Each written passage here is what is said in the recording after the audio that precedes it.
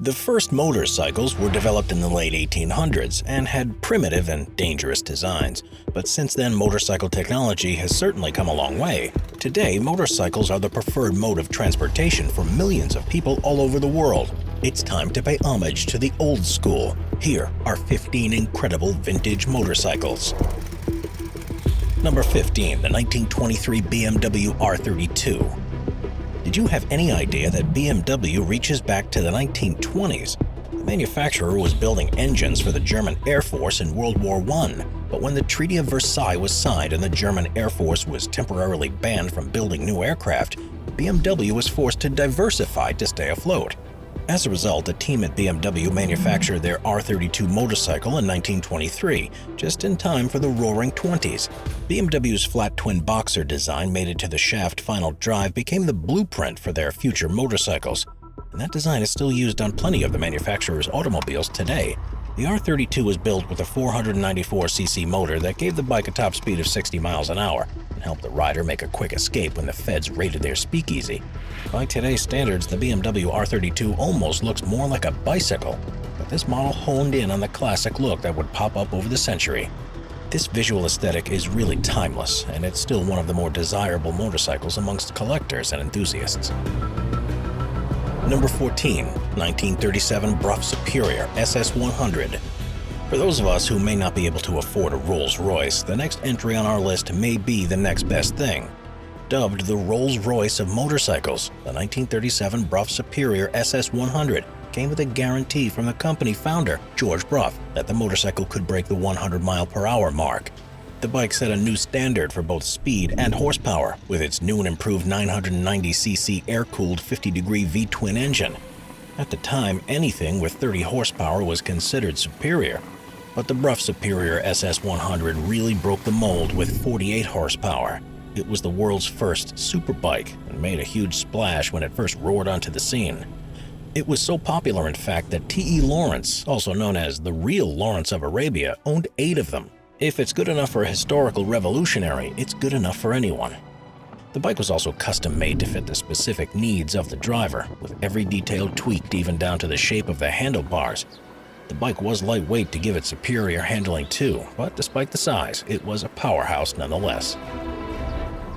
Number 13, 1950 Vincent Black Shadow. There were some fast bikes out there, but in 1950, the Vincent Black Shadow became the fastest, with a top speed of 125 miles per hour, even surpassing the superfast SS100. The Black Shadow was able to crack the code with its beastly 55 horsepower or 998cc V-twin engine. And if it looks and sounds familiar, you're right, because it's been forever immortalized in Hunter S. Thompson's fever dream that is Fear and Loathing in Las Vegas. The author famously wrote, if you rode the Black Shadow at top speed for any length of time, you would almost certainly die. That's why there's not many life members of the Vincent Black Shadow Society. And while that may not be totally true, it's pretty badass nonetheless. And if you were a motorcycle aficionado or just a plain speed freak back in the 50s, then getting your hands on the Black Shadow was at the top of your to-do list, and its record for being the world's fastest bike wasn't broken for over 2 decades. Number 12, 1955 MotoGuzzi V8. You may not realize it at first glance, but the 1955 MotoGuzzi V8 packed quite the punch for something so small. MotoGuzzi is a prominent Italian racing bike manufacturer in the 1950s.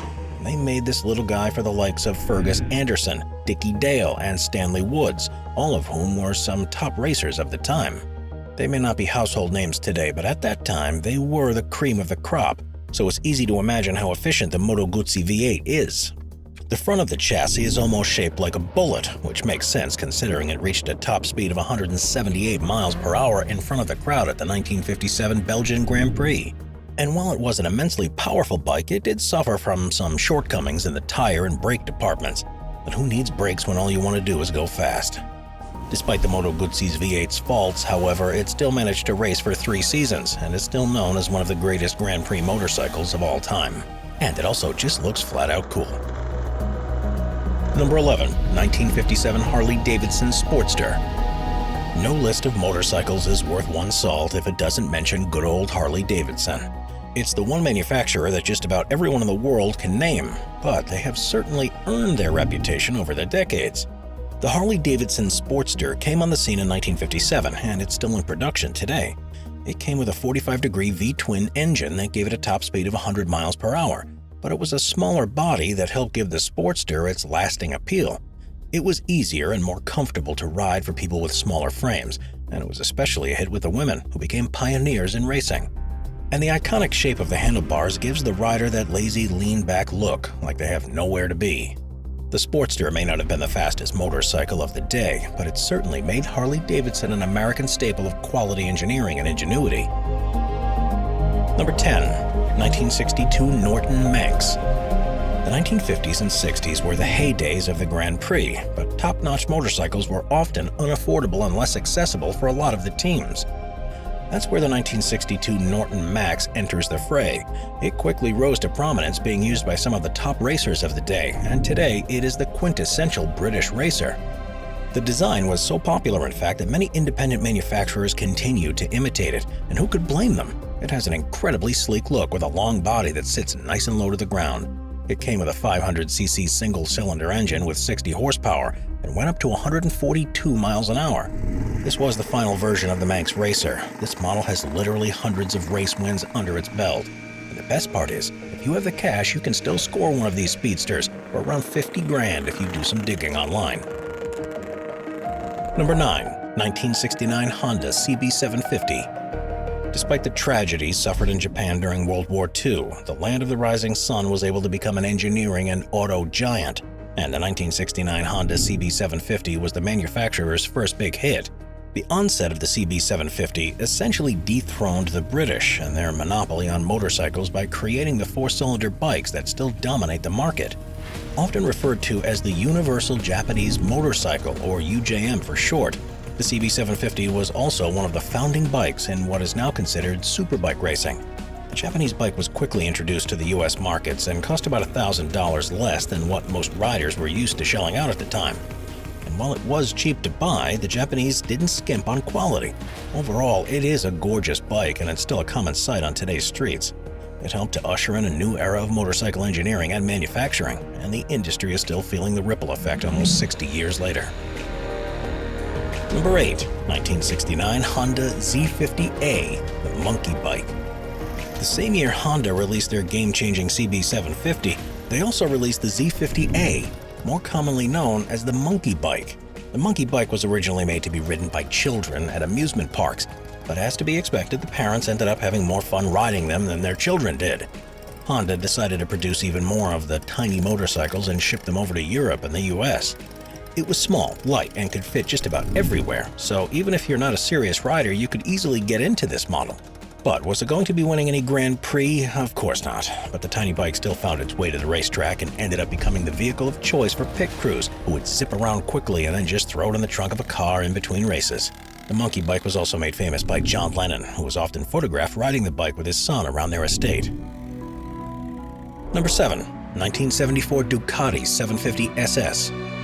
If you remember your old Economy 101 class, they said that scarcity creates demand, which was the case for the 1974 Ducati 750 SS. The 750 SS was based off the winning 750cc racer, the Imola 200, and only around 401 were ever made. Also known as the green frame, the 750 SS was a round-case, bevel-driven Desmo, produced generally for street use, but it did have some famous wins on the racetrack by famed racer Paul Smart. And if you bought this little cafe racer back in the 70s, we can only hope that you didn't sell it, because today it can easily go for over 100 grand. It even made it to the Art of Motorcycle exhibit in the Guggenheim Museum. It's a small bike with a unique design that truly makes it not only one of a kind, but one of the most recognizable motorcycles ever made. And if you do ever manage to find one, just bite the bullet and buy it. Number 6. 1980 BMW R80 GS. Anyone out there up for a good adventure should look no further than the 1980 BMW R80 GS. When manufacturing began, BMW not only created a new bike category, but a new movement in the world of motorcycles. They created the adventure bike, a motorcycle that can go just about anywhere and do just about anything. The GS also brought back BMW from the brink of financial ruin. It's a popular choice from anyone traveling across states, countries, or even just down the paddocks at the track. It even had a starring role in Ewan McGregor's television series Long Way Around. This reliable bike was able to absolutely dominate the market because it had no competition. But even when other manufacturers began to follow suit, there was still no comparison. To this day, it's probably the most impressive and important bike that BMW has ever built, and future iterations were made that only improved upon the greatness of the GS. Number 5. 1992 Honda CBR 900 RR Fireblade. There was a time when superbikes were all about power. The only thing that mattered was going as fast as humanly possible, without regard for much else. There's much more to a good bike than speed, right? Well, that's what the folks at Honda decided. So in 1992, they released their CBR 900, more commonly known as the Fireblade. The Fireblade was a sport bike that had a handle on, well, handling, as well as speed and power. It was more practical for the road rather than razor-sharp bikes that were being produced at the time. But it changed everything and helped propel the superbike category forward. Honda went for balance, and no one part would outshine another. It had a wider chassis, but also with a slightly larger fuel capacity, 893cc liquid-cooled 16-valve inline 4-cylinder engine, and a top speed of 167 miles an hour. Yes, the Fireblade was better suited for the track, but it wasn't crazy to see it winding through the streets and weaving in and out of traffic, going too fast for any local law enforcement to catch it. Don't get any ideas, though. Number 4. 1994 Ducati 916. Ducati is without a doubt one of the biggest names in the world of motorcycles, so when they released the 916 model in 1994, the ears of enthusiasts and racers everywhere immediately perked up. While only a few models were released in the early days, once it saw success on the racetracks, demand for the Ducati 916 skyrocketed. Everyone wanted in on the action, and while production only lasted about 5 years, the Ducati 916 was the winning bike of 4 out of 5 Superbike World Championships and 1 Manufacturer's Championship. But part of what makes the 916 so incredible is that it wasn't just for the racers with money. Some of its more popular competitors would cost about 27 grand, but everyday people could score the 916 for about half that price. The short-stroke engine churned out about 100 horsepower, and the bike could reach a top speed of 160 miles per hour. But it's the style of the bike that captured everyone's attention, which, according to the designer Massimo Tamburini, is meant to resemble the shape of a woman's body. But we'll leave that up to your imagination. The 1994 aesthetic did pave the way for the more flowing lines that you can see just about anywhere today. And while Ducati had made some game changers in the past, their 916 set the bar even higher financially and culturally. It is a tough one to beat. Number 3. 1945 Indian Chief. The year was 1945. World War II was thankfully coming to a close, so American manufacturers were more than ready to get their assembly lines ready for the civilian markets again and return to some sort of normalcy. So at the tail end of the war, the oldest motorcycle manufacturer in America, Indian, brought the Indian Chief to the masses. But even before the shift in the markets, it was still the most used motorcycles for couriers and scout transports during the war. And while it may look more like a contemporary bike, the Indian Chief is over 80 years old, which speaks more to the staying power of the design. And while it has a larger, almost clunkier look to it, it became an incredibly popular model amongst police departments. This wasn't the type of bike for the racetrack, but rather to cruise the streets in. The speed limits back then were just 35 miles an hour, which may be hard for so many speedsters to believe. So the Indian Chief could reach a top speed of about 80 miles an hour. While the Indian Chief has been greatly improved upon over the years, the 1945 model still proved to be an incredible steel warhorse. Number 2. 1968 MV Augusta 861 Magni. Arturo Magni was a famous Italian engineer who designed the 1968 MV Augusta 861 Magni with his sons. It was a real family affair, but any racing aficionado can recognize the Magni name on the side of the bike and respect both royalty and the legacy. But Arturo formed a partnership with the Italian manufacturer MV Augusta and went on to absolutely dominate the world of motorcycle racing. But the 861 Magni in particular was built off of the already fast Augusta 750S, but they modified it by giving it a newly designed frame and overhauled the engine with new high-compression pistons and increased the capacity from 750 to 861 cc's, maximizing the bike's performance. And so yes, it went fast, but perhaps more importantly, it looked good too. This particular model was essentially made for just Magni, and when fellow racers and enthusiasts caught wind of the dramatic changes, they would often send their bikes to him for the race-winning overhaul. Number 1. 1926 Excelsior Super X. Steve McQueen's suave anti-hero personas dubbed him the King of Cool, and one of the King of Cool's favorite bikes was the 1926 Excelsior Super X. Even his stunt double had one. The Excelsior Super X is one of the most important pre-World War II American motorcycles in history and was originally mass-produced with a 740cc V-twin engine. When it was first released, competitors like Indian and Harley-Davidson quickly took note and introduced their own similar models as fast as they could.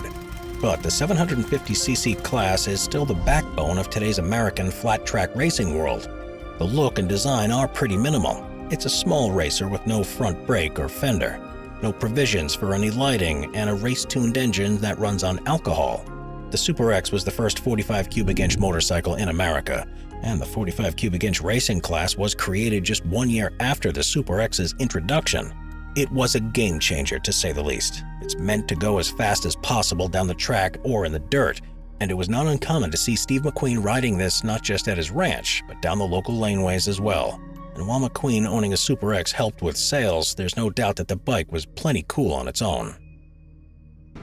Watch our Vehicles playlist for more top 15 videos about amazing vehicles. Sit back, relax, and binge watch all of our best vehicle videos.